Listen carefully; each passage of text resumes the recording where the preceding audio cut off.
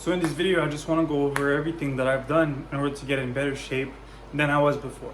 To give you an idea, when I first started working out more seriously, I was about 140 pounds, right, at the same height, or about the same height when I was younger.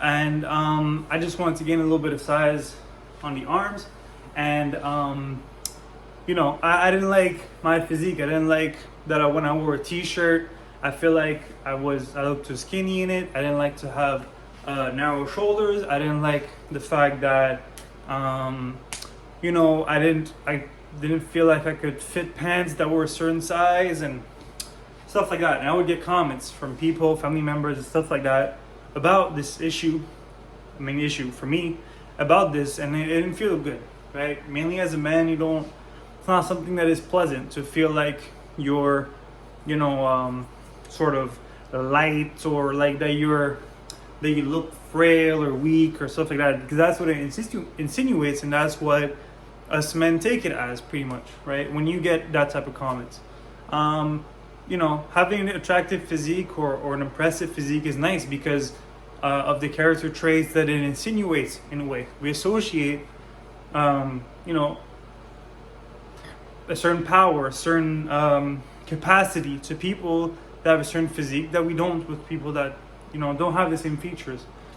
And so there's a certain control that we can have over the features that we have, our physique, pretty much. And it's an important thing. If you can do something about it, I guess you should.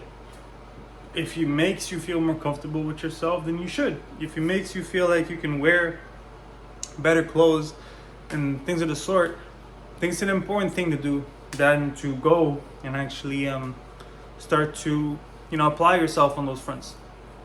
Because if you don't, then other people are also going to struggle with this, right? Let's say you have kids someday and you always struggle with this, and you could go through your whole life like this, but then they will, when faced with the same situation, feel the same thing that you do. Then it's like, okay, well, am I okay with that? Am I okay with going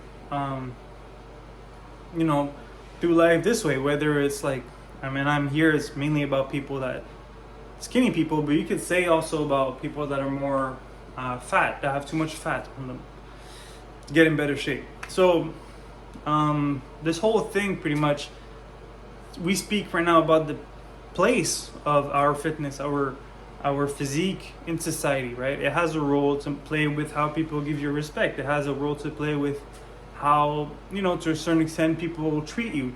There's a difference between how people treated me when I was 140 pounds and when I'm 200 pounds, right? There's a 60, seems like it's not, it's weight, but it has a role to play, and something to be aware of, right? Because even though, let's say, you could fight better, right, than I can, the reality is that chances are that people will try somebody of lighter weight than me before they actually do try me, just because of the fact that because somebody looks like they can fight, or somebody seems like they've put work into themselves, somebody is able to have that, sort of demonstrate that through his physique, he is then nobody wants to deal with that. Like, nobody really wants to. Why would you do that, right? Even animals don't do that. Like, animals don't go directly and will attack the strongest looking other animal to eat. They will go for the weaker ones, right? And it's kind of like something that in social dynamics to be aware of because of our instincts, pretty much, right? And so when I started this journey, it was like Rich Piana and stuff like that, whatever. And I tried everything, right? I tried the eating, right? The eating whatever I could. I tried trying super high protein. I tried just working out and not caring about my diet. I tried everything under the sun, right? Like a lot of people do. And I think that a lot of time is wasted when we do this because of how quicker we can have the results and quicker we can make a change in our life. And so we have a responsibility here to actually go and search for this information.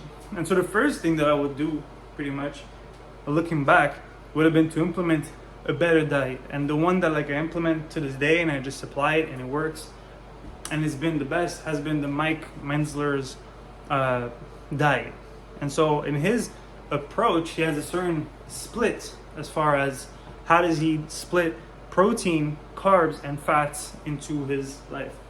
And you could search it up, but it's pretty much, I don't want to say anything like, I'm not certain about these numbers, so make sure to look them up, but it's 10% fat, 25% protein, and 65% carbs, if I'm not mistaken. But like I said, make sure to check the numbers for yourself, but it's something along these lines, right?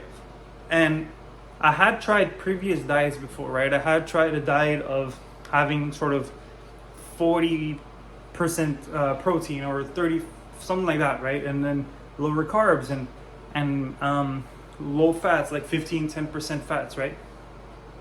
And what that made me feel like was that my digestive system was going through a lot of struggle trying to digest all that protein, and I felt like I was going through my day with sort of a ball, right? Like a weight on my stomach with all this that had to be processed.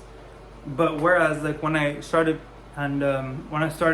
eating more carbs, which are sugars, pretty much I felt like I was in a better mood. I had more energy to go about my day. It was easier for me to attain better moods, right, than it was when I was in full protein. And maybe there's an instinct thing there about like the sort of the carnivore diet type of thing. But the main point is that eating too high protein, at least for me, right? And it's important to go and try stuff, and you find something that works for you, and you just apply it, right? But for me, that was a thing. And so this took me years of trying and failing, but this has been the easiest one for me. The second thing that I would implement, and this is actually linking with this thing, is actually the thing of downloading an app that allows you to track your macros, and whatever one is easier, more intuitive for you is blessed. There's a bunch of them out there. Like you just write macros on Google or Google Apple Store or whatever, and basically the app allows you to take your phone and scan the barcodes of the things that you eat, that you consume, and then simply add that to whatever you ate today.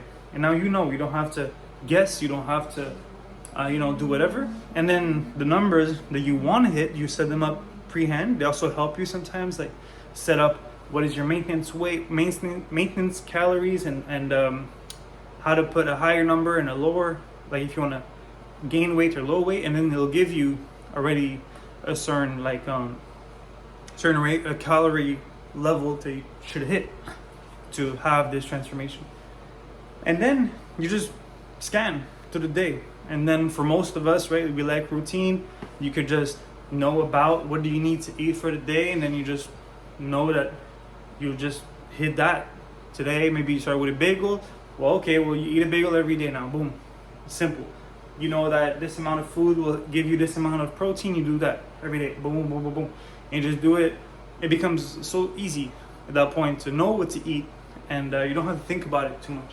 You have to guess if, should I eat this amount or should I eat a bit more? Or you don't have to use your instinct too much and try to, guess, which takes a lot of energy.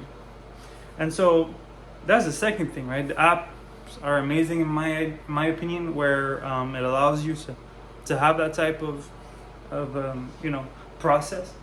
And I didn't start using that until like a couple of years back, like COVID about, right? Before that, I was just eating and saying, okay, well, I'm kind of full, whatever. But you could be full off stuff that helps you in no way achieve the goals that you want, right? Or the transformation that you want. And so that's one thing. The next thing is actually when it comes to cooking.